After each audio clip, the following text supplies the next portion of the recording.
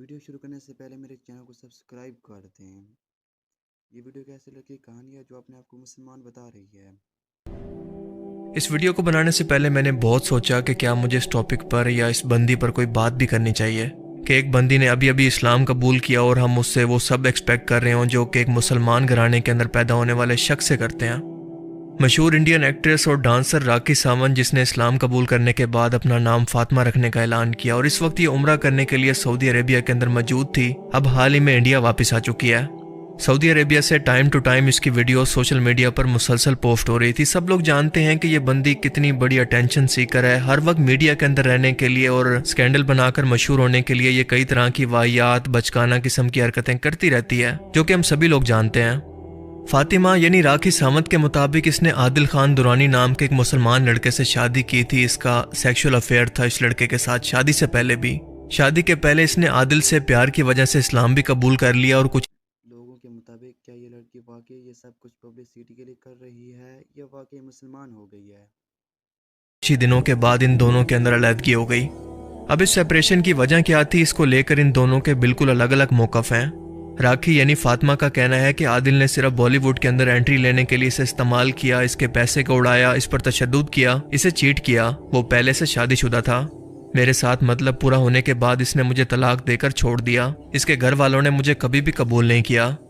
जबकि आदिल का कहना है कि हम दोनों के दरमियान शादी के बाद से ही मामलात अच्छे नहीं थे। मैंने ये ताल्लुक ख़त्म करने के लिए तलाक का कहा तो उल्टा राखी ने मुझ पर तशद्दुद किया और मुझसे शादी के वक्त भी ये किसी रितेश नाम के लड़के से पहले से शादीशुदा थी।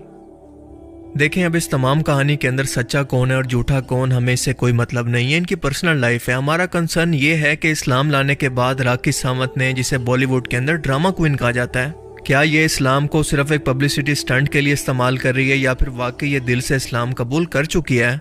क्योंकि इस बंदे की हरकतें आपको कंफ्यूज कर देंगी कि मीडिया के अंदर तो एक तरफ ये कहेगी कि इस्लाम बुरा नहीं है बल्कि आदिल जैसा मुसलमान बुरा था, मैं तलाक के बाद भी मुस्लिम हूँ, तो दूसरी तरफ इस्लाम लाने के बाद भी वही वल्गर लाइफस्टाइल, हिंदू मंदिरों के अंदर जाकर पूजा करना, दरबारों पर जाकर चादरें चढ़ाना, खाना काबा के सामने जाकर रोते हुए ये वीडियो डालना कि आदिल ने मेरी जिंदगी खराब कर दी है, मुझे इंसाफ चाहिए, ये ड्रामा करके पूरी दुनिया को रोते हुए दिखाना। मस्जिद नबवी में लोगों के साथ सेल्फियां खिंचवाना जैसे कोई बहुत बड़ी मुस्लिम रोल मॉडल हो, यानी मुस्लिम ऑडियंस से हमदर्दियां समेटना। इन दोनों चीज़ों के दो रुख हो सकते हैं। एक तो ये कि जानबूझकर इस्लाम कबूल करके पब्लिसिटी स्टंट करके ड्रामा करके खबरों के अंदर इन रहना चाहती है क्योंकि तलाक के बाद इसके पास कोई टॉपिक ही नहीं बचा। और बॉलीवुड का जो भी बंदा खबरों से या फिर न्यूज़ से आउट हो जाए तो उसको कोई बॉलीवुड के अंदर पूछता भी नहीं है। इन्हें इनकी मशहूरी के हिसाब से मुआवजा मिलता है। और हिंदू मुस्लिम तो वैसे भी इंडिया के अंदर हर वक्त ट्रेंडिंग पर ही रहता है। और दूसरा ये कि ये दिल से इस्लाम तो कबूल कर चुकी है, मगर इसे किसी ने इस्लामी तालीमात और दीन को ठीक से समझाया नहीं है कि दीन इस्लाम सिर्फ अपना नाम बदल लेना या फिर खुद को उम्रा के दौरान कवर करने का नाम नहीं, बल्कि पूरा एक लाइफस्टाइल है कि अल्लाह के हुक्म के मुताबिक कैसे ज़िंदगी गुजारनी है। बॉलीवुड की कई मशहूर शख्सियात ने इस्लाम कबूल किया और कई पहले से मुसलमान थी, मगर जब इनको हिदायत मिली तो उन्होंने ना सिर्फ इस इंडस्ट्री को छोड़कर अल्लाह के रास्ते पर चल पड़ी, बल्कि पीछे मुड़कर भी कभी नहीं देखा। पर मैडम को दोनों कश्तियों के अंदर सवार होना है, दोनों तरफ के मजे लेने हैं।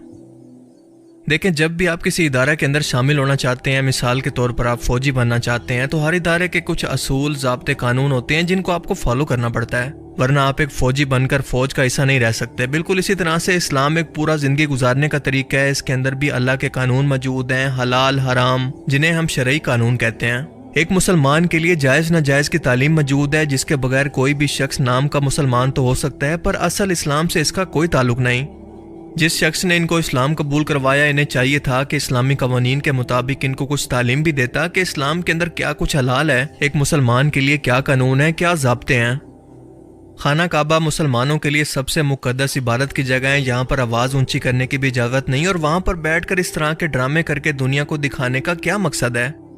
इबादत तो बंदे और अल्लाह का मामला होता है कि आप जो चाहें अल्लाह से मांगें, जैसे चाहे इबादत करें, लेकिन इसे सोशल मीडिया पर डालकर रो रो कर खबर बनाना क्या इस मकाम की तौहीन नहीं है?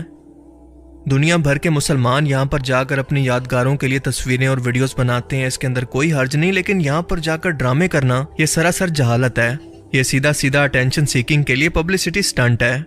या अल्लाह, अब मैं कहाँ जाऊँ, क्या करूँ? तुमने मुझे लूट लिया, बर्बाद कर लिया। अल्लाह ने मुझे अपना लिया, मेरा उम्र पूरा हुआ, एक औरत की जिंदगी बर्बाद कर दी इसने। अल्लाह, मेरे साथ न्याय हो। क्यों? तुम्हें क्या हक था मेरी जिंदगी बर्बाद करने का? या अल्लाह मेरा इंसाफ करो। और अल्लाह से हिसाब नहीं बल्कि रहमत और मगफरत मांगते हैं। वो तो दिलों में उठने वाली आवाज़ों को भी सुनता है, उसे चीख चीख कर अपनी फरियादों को नहीं सुनवाना पड़ता। मस्जिद नबवी के अंदर लोग इसके साथ मिलकर सेल्फियां ले रहे हैं। हालांकि ये अदब की जगह है, यहाँ पर ऊंची आवाज के अंदर बात करने वाले लोगों के अमाल तक बर्बाद हो जाते हैं, पर यहाँ पर तो फोटो सेशन चल रहा है। बड़े फख्र से ये जाहिल मुसलमान सेल्फियां ले रहे हैं जैसे ये कोई बहुत बड़ी मुस्लिम सेलिब्रिटी हो। हमारे नबी की बेटी फातिमा रज़ियल्लाहु तआला अन्हा के नाम का ही ख्याल कर लेना चाहिए था, क्योंकि वो तो हया और शर्म के अंदर दुनिया की तमाम औरतों के लिए मिसाल थी, जन्नती औरतों की सरदार हैं। और यहाँ पर नामहरम औरत के साथ सेल्फियां लेने के लिए हजूम लगा हुआ है। ये बंदी अपने अमाल की जिम्मेदार है, ना कि इन लोगों के जो कि इसके आसपास मौजूद हैं।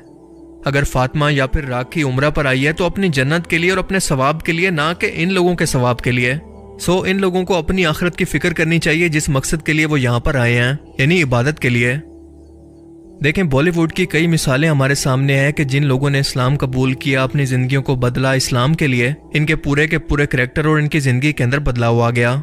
लेकिन जब कोई शख्स सिर्फ पब्लिसिटी स्टंट के लिए इस्लाम को इस्तेमाल करे तो इसका फर्क वाज़ेह तौर पर ऐसे शख्स के एक्शन से कहीं ना कहीं पर दिख ही जाता है। मुझे नहीं लगता कि ये औरत अपनी जहालत के अंदर ऐसा करके इस्लाम को बदनाम कर रही है, बल्कि ये बहुत ही शातिर और ड्रामेबाज औरत है। इसका मकसद सिर्फ और सिर्फ अटेंशन सीकिंग है। मुसलमान औरत का लेबल लगाकर अपनी प्रमोशन है और इसे इस्लाम के अंदर कोई इंटरेस्ट नहीं। ये मेरा अपना गुमान है इसकी लाइफ का ट्रैकिंग रिकॉर्ड देखते हुए। कि मुझे पीठ तिरछी जैसी औरतें जो होती हैं ना, इनसे बात भी करना बहुत डेंजरस होता है। कैरेक्टरलेस औरत, तुम्हारे नकली दांत, तुम्हारे नकली बाल, वो लड़की है वो लड़का है, मुझे वही नहीं समझ में। इतनी मेहनत से जिंदगी और शर्म आनी चाहिए, लानत है इसके, थूकती हूँ इसके मुंह पे। कहता है बिग बॉस जाना है, उसके एकता कपूर जी के शो में जाना है, उसे स्टार बनना है। 1 रुपया लेकर नहीं, फुकरा भिखारी नल्ले तेरी तरह नहीं। राखी ने मुझे पब्लिसिटी कुछ नहीं दी है, मैंने राखी को पब्लिसिटी दी है, और राखी ने मुझे बदले में से बदनामी, जेल, कोर्ट कचहरी, बर्बादी, मुझे लूटा है, मेरे पैसों को मिसयूज किया। Forget it about that. I'm a Rakhi Sawant, the dashing Mardani, you know. Just forget about that. Me, I'm a biggest. मैं जहाँ जाती कंट्रोवर्सी हो जाती, कंट्रोवर्सी चाइल्ड जिसको बोलते हैं। मैं कभी चाहती नहीं हूँ, लेकिन वो मेरे साथ हो जाती। पर अल्लाह के रसूल सल्लल्लाहु अलैहि वसल्लम ने हमें ये तालीम दी है कि वही के अलावा कोई भी शख्स ये नहीं बता सकता कि किसी शख्स के दिल के अंदर क्या है, वो सच्चा है या फिर झूठा, कहीं वो मुनाफिक तो नहीं। इसीलिए हम किसी के बारे में हतमी तौर पर ये नहीं कह सकते कि यकीनन ऐसा ही है, क्योंकि मुझे ऐसा लगता है। सो मेरी दुआ है कि अगर इस औरत ने दिल से इस्लाम कबूल किया है तो अल्लाह इसे हिदायत दे, और इसे अभी दीन इस्लाम के बारे में बहुत कुछ जानना बाकी है, वरना ये इसी तरह की हरकतों की वजह से मुसलमानों और इस्लाम की बदनामी की वजह आगे भी जाकर बनती रहेगी, जैसी हरकतें ये आज कर रही है। पर हमारे लिए इसे डिस्कस करना क्यों ज़रूरी है? क्योंकि इस तरह के पब्लिक सेलिब्रिटी नौजवान नस्ल के लिए मोटिवेशन होते हैं। अगर आज ये ऐसा कर रही है तो कल कोई और लड़की भी बिल्कुल ऐसा ही करेगी, क्योंकि उसके लिए ये कामयाबी का शॉर्टकट होगा और फिर ये सिलसिला चल निकलेगा। सो ऐसे लोगों की पहचान करना बहुत ज़रूरी है। बाकी आप इस बारे में क्या सोचते हैं, अपनी कीमती राय का इज़हार कमेंट सेक्शन में ज़रूर करें। Thanks for watching this video. तो मेरी ये वीडियो कैसी लगी, अपनी कीमती राय का इज़हार ज़रूर कीजिएगा, और मज़ीद वीडियो देखने के लिए चैनल को सब्सक्राइब कर दें।